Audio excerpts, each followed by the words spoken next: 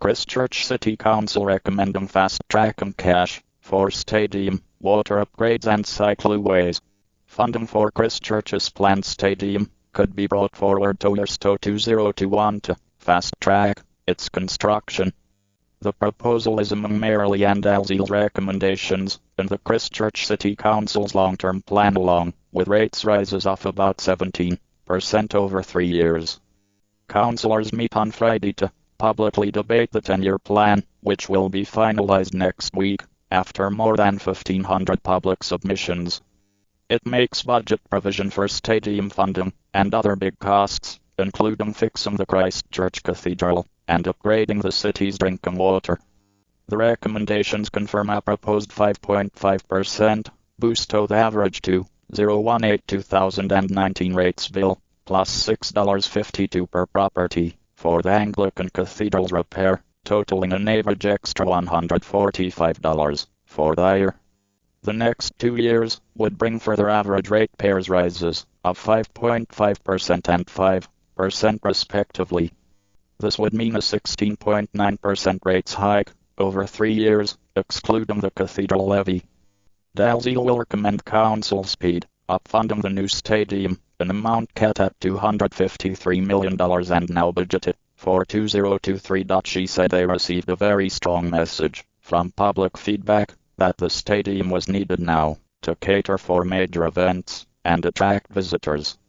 The city has been without a large events stadium since the February 2011 earthquake damaged the 38,628 capacity Yummy Stadium, now known as Lancaster Park in Phippstown.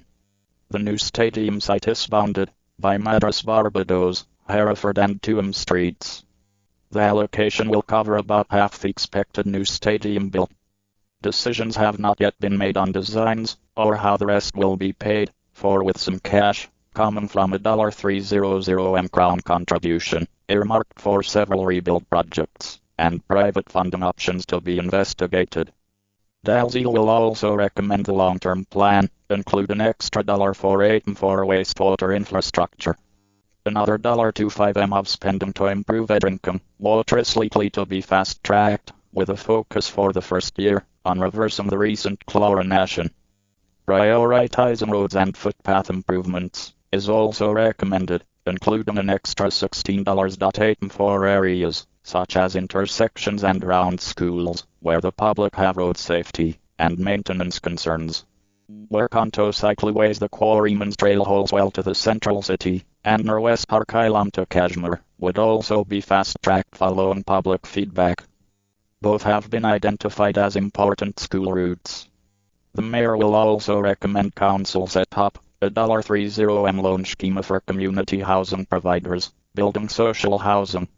Recommended ways of saving cash from the proposed plan include finding ways to tap road users for money, seeking contributions from outside Christchurch for facilities used by other councils, ratepayers reworking the timing of Central City Roading, work delaying funding for the new Southwest Leisure Centre, and Hornby Library but 2 years delaying improvements at Lyttelton's Naval Point Marine area. Other spending recommendations include pushing ahead with developing the southern side of Cathedral Square, giving Christchurchans $1.26 a year to attract events, conventions, international students and filmmaking to the city, extending the free hour in council parking buildings until January, putting $4.5 in tour pairs at Horncastle Arena, extending the term of an existing $2 loan to the Isaac Theatre Oil, bringing forward $300,000 to fix the old municipal chambers, our City Ototahi building,